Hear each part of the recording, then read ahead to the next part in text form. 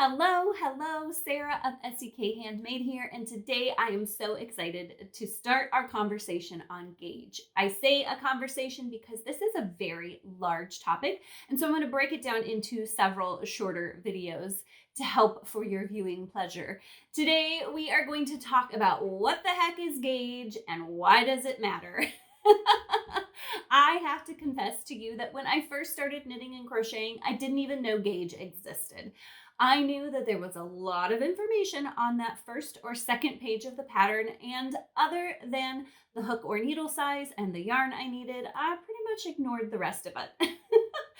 For several reasons, I want to encourage you to not be like me. As a designer, I now know that there is lots of really valuable and important information on that first or second page of the pattern, including gauge. So let's dive in. All right, so what the heck is gauge?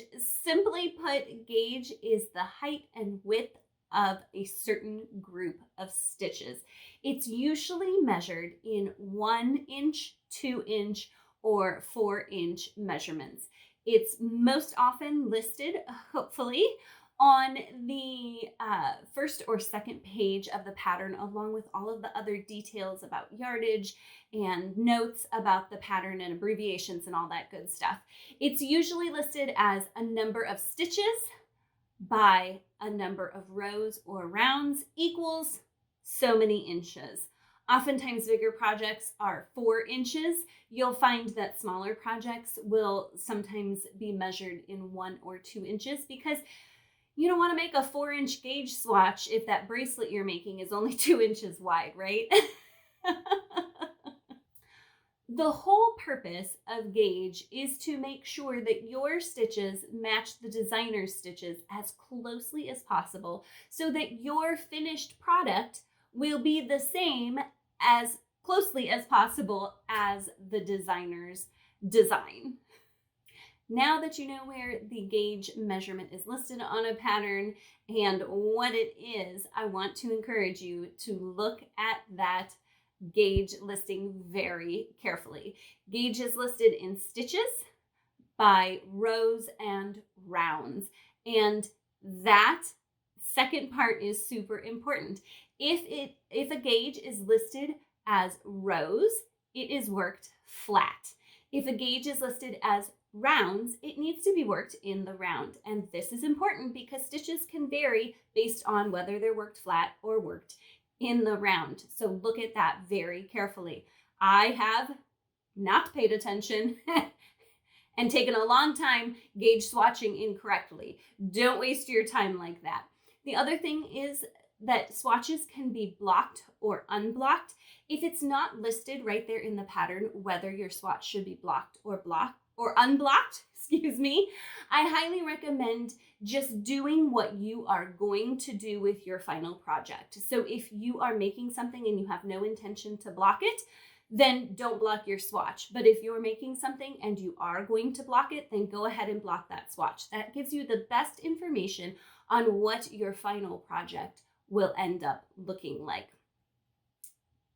Also, notice if there are multiple gauges. Depending on the pattern, a designer may list multiple stitches for gauge if that's something that's important to the pattern. So check out, you're going to want to swatch every gauge that the designer has available. Also, look carefully because while most gauges are listed in number of stitches by number of rows equaling a certain number of inches, there are some situations and patterns where gauge is listed in a really unique way, and so read those carefully to make sure you're swatching correctly.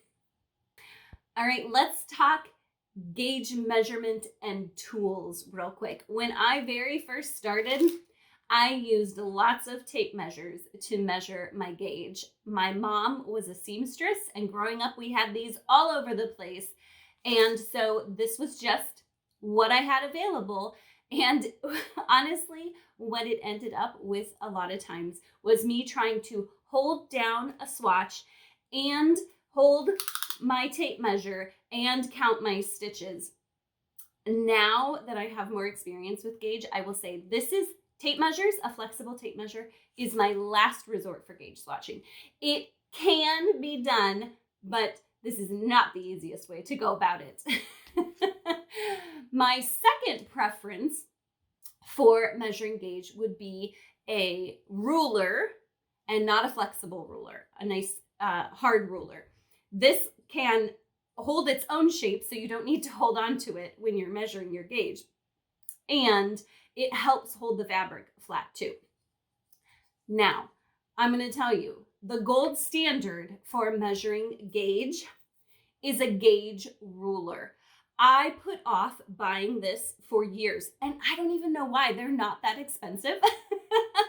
But this is amazing when it comes to measuring your gauge. Let me hold it closer. You can see it has two measurements, so you can lay this down on your swatch and you can measure your stitches and your rows at the same time without picking it up and moving it. It is super handy. It holds your swatch nice and flat if you have a swatch that is curling. I highly, highly recommend a gauge ruler, and they even come in gorgeous designs and multiple sizes for the different gauge swatching amounts that are out there. Highly, highly recommend. Okay, so now you know what gauge is. You know a little bit about how to measure it and where to find it and all the little things to look for when you're making a gauge swatch. But you might be asking, what does it matter, Sarah? What's the big deal with gauge? And I can tell you, sometimes, honestly, gauge doesn't matter. I went for, honestly, probably years making things like scarves and cowls and never checking gauge once. But there are definitely some situations where gauge is incredibly important. The two main times that gauge is super important is when you're looking for a specific fit, and or yardage is really important. So let's break those down. You only need to have crocheted an entire garment and not had it fit one time to really understand why gauge is important. Gauge being the size of the stitches means that if your stitches are a different size than the designer's, your final project is going to be a different size too. This can be devastating when you make a giant project and realize you have a toddler's sweater instead of a baby sweater, or a hat that could fit a giant instead of your child. I want to encourage you, the more critical that fit is, the more critical that gauge is. If you're making a cardigan that's meant to be, or that you want to be, oversized and cozy, it may not be a big deal if that ends up a little bigger than you intended. Or if it was going to be oversized anyways and it ends up maybe slightly smaller but still fits, that also might not be a problem. But if you're looking for a sweater that fits your silhouette really closely and your gauge is off, the less likely you are to end up with a sweater that fits the way you really want it to.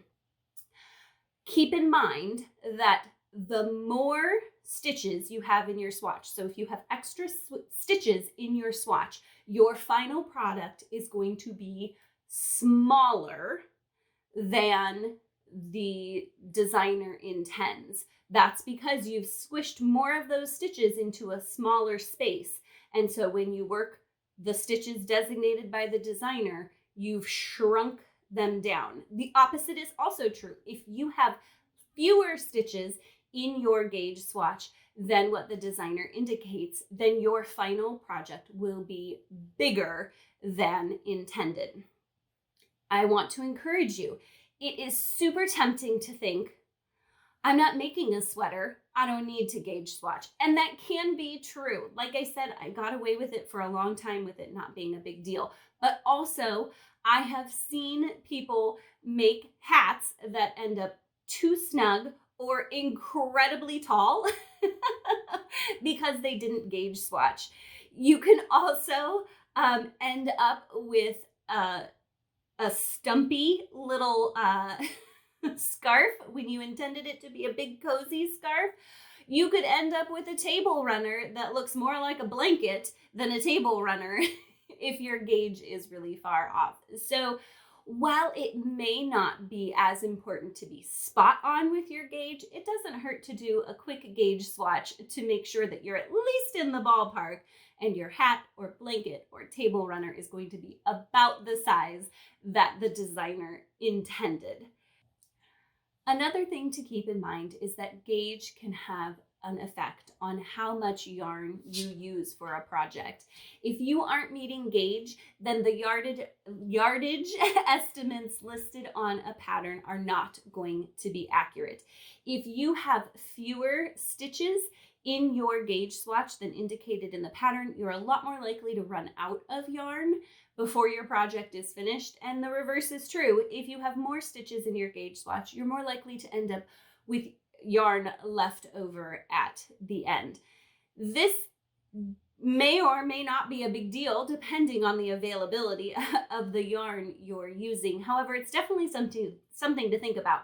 If you are making a blanket, let's say, and you don't really care about the final size, you could work up a quick gauge swatch and say, my gauge is off, but it's just a little bit and I have plenty of yarn, so it's not a big deal. Or you could gauge swatch and be like, ooh, I'm off by a lot and I only have the yarn I have, and so I'm going to adjust my swatch to make sure that I don't run out of yarn. So even if fit isn't super important to you in the project, but the amount of yarn you have is, I would do a gauge swatch there too.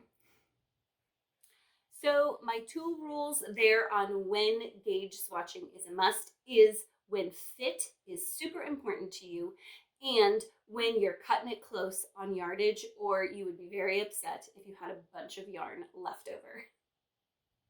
Thank you so much for joining me today. I'm going to link in the description below my videos about yarn substitution. Often the first step in a pattern is making a yarn substitution if you don't have the designer's yarn available or you aren't desiring to purchase that.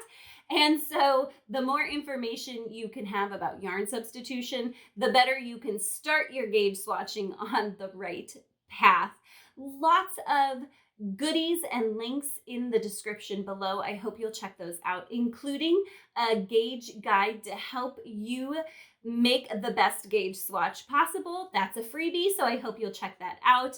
It is always my goal to help you grow confidently in your craft, and I hope what I've shared with you today will do that. If you feel like it did, I would love it if you would do me a favor and share this with someone who might also find this information valuable. I would love it if you would subscribe and turn on notifications, like this video. It helps other people find this video and grow confidently in their craft too. Check out my other videos on gauge. I got a lot more to say. Happy crafting.